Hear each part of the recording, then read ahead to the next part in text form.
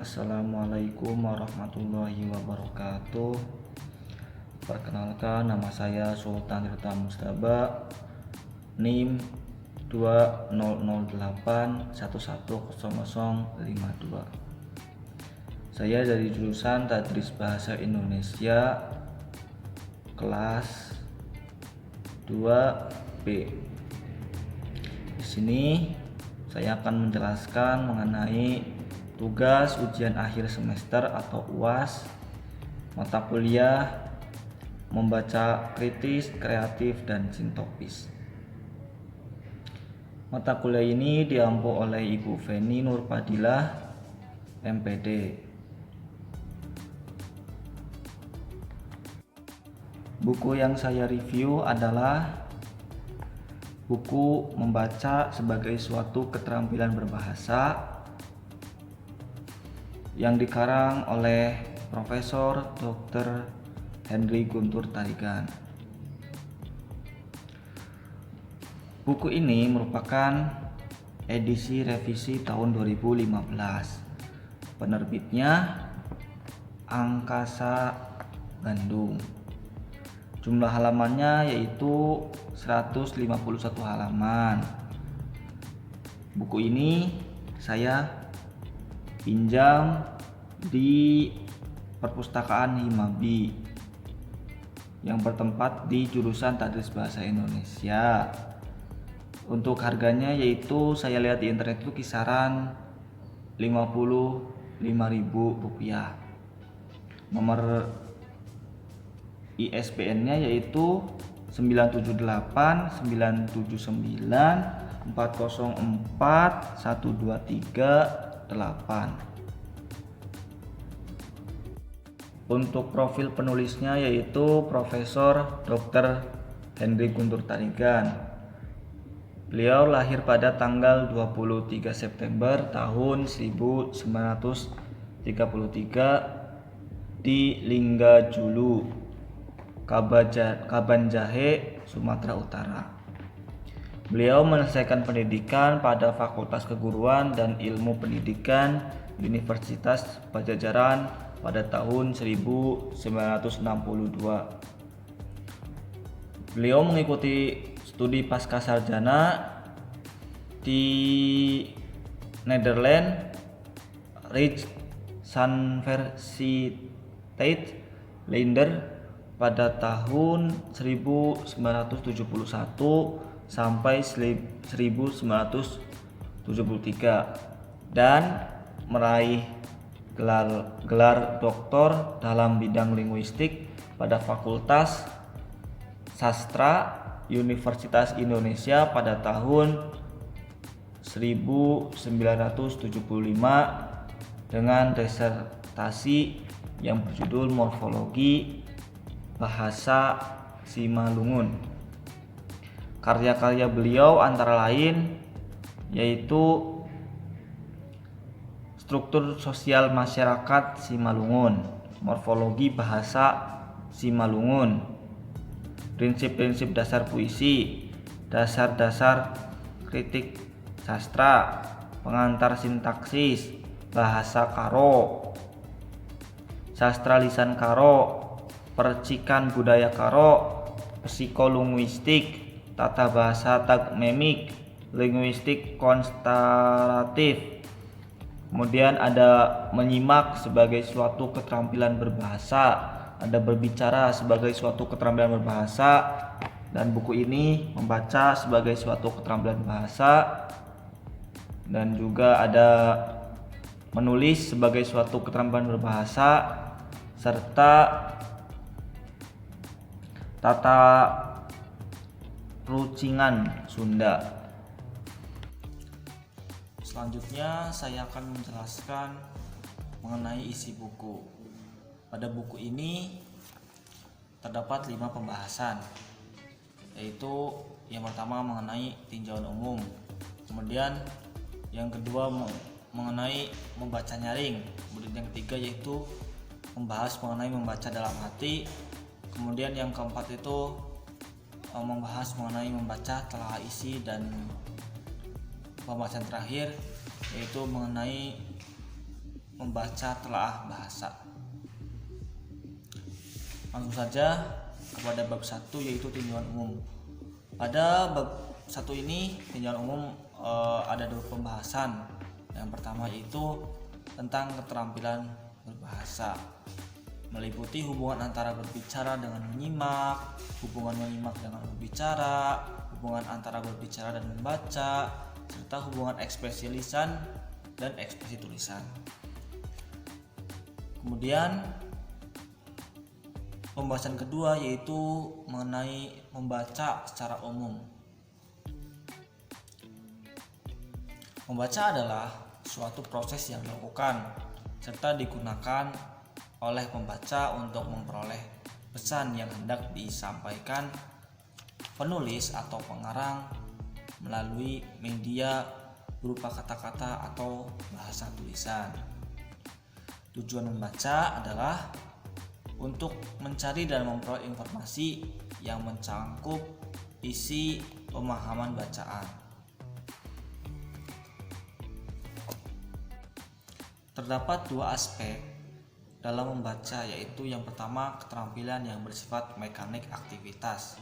Yang paling sesuai dengan aspek ini adalah dengan cara membaca secara nyaring. Kemudian yang kedua yaitu keterampilan yang bersifat pemahaman. Dalam aspek ini, aktivitas yang paling sesuai dengan membaca dalam hati. Setelah tadi dijelaskan secara umum mengenai membaca, kini pembahasan mengenai 2 keterampilan membaca tadi, yaitu membaca mekanik secara aktivitas yang disebut membaca nyaring.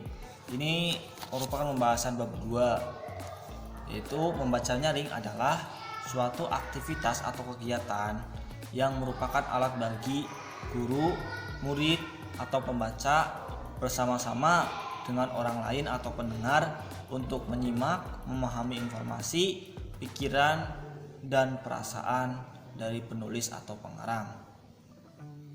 Sebelum melakukan aktivitas membaca nyaring, sebaiknya pembaca menguasai keterampilan-keterampilan, di antaranya mengerti makna dan perasaan yang terkandung dalam bacaan, menguasai keterampilan penafsiran atau lambang-lambang tertulis, sehingga penyusunan kata-kata dan penekanan sesuai dengan ujaran pembicaraan yang hidup. Dan pembaca juga sebaiknya memiliki kecepatan mata yang tinggi serta pandangan yang jauh agar pendengar dapat dengan jelas menyimak yang telah dibicarakan oleh pembaca. Kemudian bab 3 yaitu membaca dalam hati. Membaca dalam hati adalah proses membaca yang hanya menggunakan ingatan visual yang melibatkan pengaktifan mata dan ingatan. Tujuannya seperti membaca pada umumnya adalah untuk memperoleh informasi. Membaca dalam hati ini biasanya digunakan setelah kita menginjak pendidikan sekolah yang lebih tinggi, karena membaca dalam hati tidak memerlukan waktu yang banyak dan tempat serta tidak mengganggu orang lain. Secara garis besar, membaca dalam hati dibagi menjadi 2, yaitu membaca ekstentif ya, dan membaca intensif.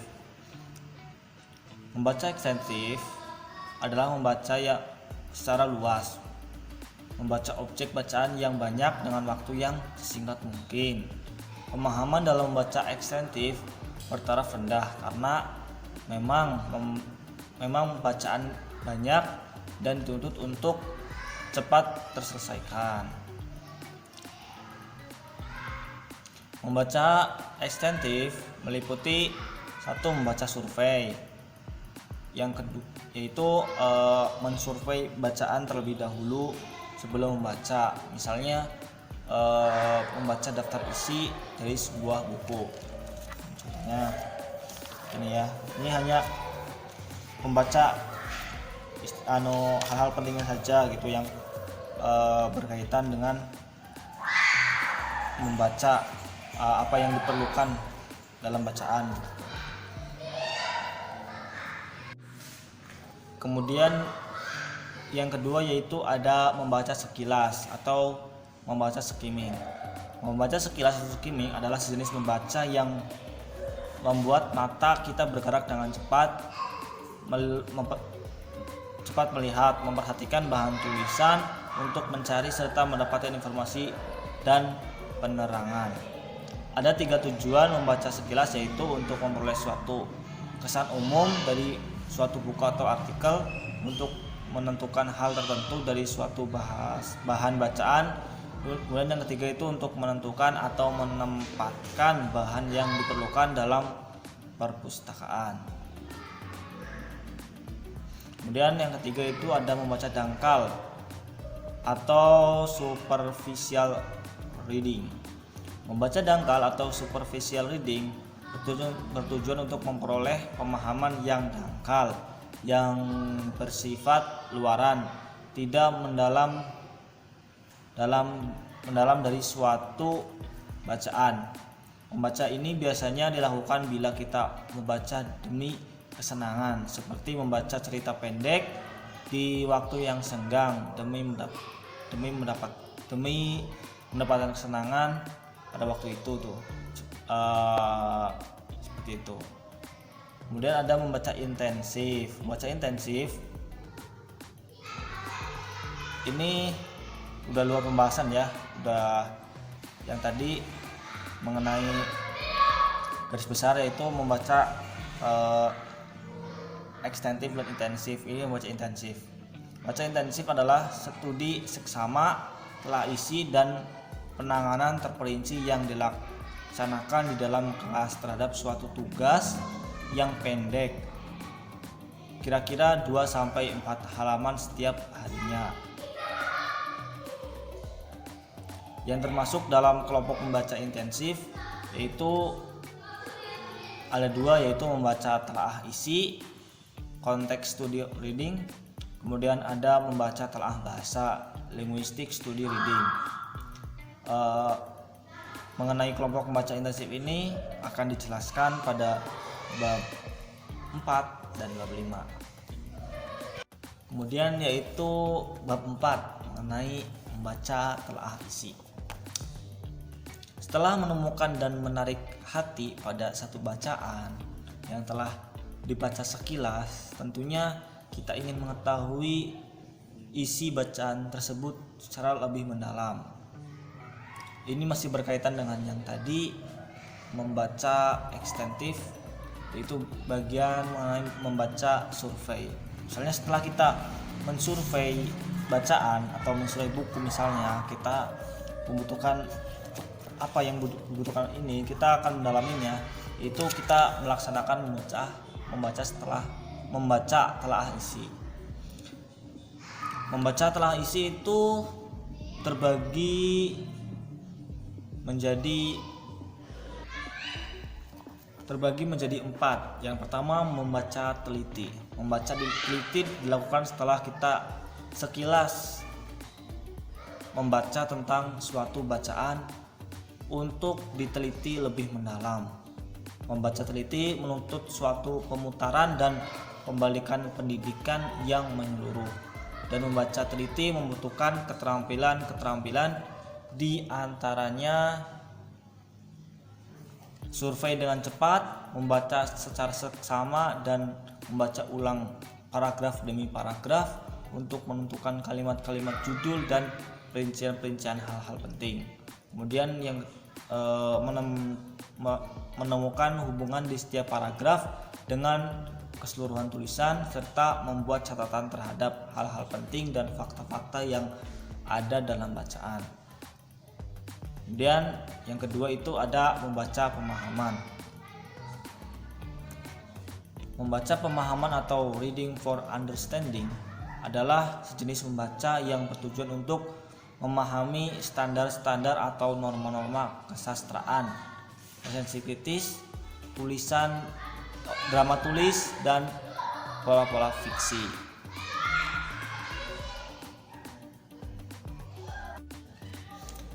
Kemudian yang ketiga yaitu ada membaca kritis atau critical reading.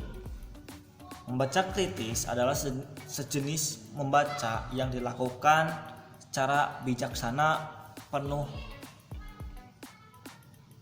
tenggang hati, mendalam, evaluatif, serta analisis, dan bukan hanya mencari kesalahan tetapi juga mencari informasi baru dari sebuah bacaan. Tujuan membaca kritis adalah untuk memahami maksud penulis, memahami organisasi dasar penulis, meliputi pendahuluan, isi, dan kesimpulan. Kemudian dapat menilai penyajian penulis, menilai baik dari segi sumber informasi yang didapat berdasarkan logika, berdasarkan kebahasaan maupun kualifikasi bacaan. Kemudian untuk dapat menerapkan prinsip-prinsip kritis pada bacaan sehari-hari. Kemudian untuk meningkatkan minat baca, kemampuan bacaan, dan berpikir kritis. Kemudian untuk mengetahui prinsip-prinsip pemilihan bahan bacaan. Kemudian untuk membaca majalah atau publikasi periodik yang serius. Kemudian yang keempat itu adalah membaca ide. Membaca ide atau reading for ideas adalah jenis kegiatan membaca yang ingin mencari atau memperoleh serta memanfaatkan ide-ide yang terdapat pada bacaan. Prinsip membaca ide yaitu suatu sumber yang kaya akan ide-ide, merupakan dasar dari komunikasi dan menulis ide-ide yang ada dalam bacaan. Dan bab 5 yaitu membaca telaah bahasa. Membaca telaah bahasa terdiri atas isi atau konteks dan bahasa atau language. Isi dianggap yang bersifat rohaniah, sedangkan bahasa dianggap sebagai yang bersifat jasmaniah. Keduanya merupakan kesatuan yang utuh yang mencerminkan keindahan serta kemanunggalan bacaan. Keunggulan dan kekurangan buku ini, ya, saya akan menyebutkan dulu mengenai keunggulan buku ini menggunakan bahasa yang sederhana, mudah dipahami, serta dilengkapi dengan teknik-teknik dalam bacaan dan contoh-contoh secara terperinci ya. Ini banyak banget, cocok banget ini. Kemudian kekurangan buku adalah penjelasan terlalu bertele-tele, banyak mengulang-ulang kata yang sebelumnya gitu. Kemudian penulisan penomoran kurang jelas di awalnya tuh itu saya mendapatkan bab 1 bab 2 itu penulisannya itu kurang jelas, seperti huruf sebelumnya itu bold ya, poin sebelumnya bold, kemudian poin selanjutnya itu tidak bold, itu kan tidak beraturan gitu, tidak tertib. Kemudian ada yang menggunakan poin secara abjad. Kemudian yang selanjutnya dia menggunakan angka gitu kan. Jadi ya kayak gitulah kelemahan buku ini. Tapi ini jujur bukunya bagus banget, cocok. Mungkin segitu dari saya. Wassalamualaikum warahmatullahi wabarakatuh.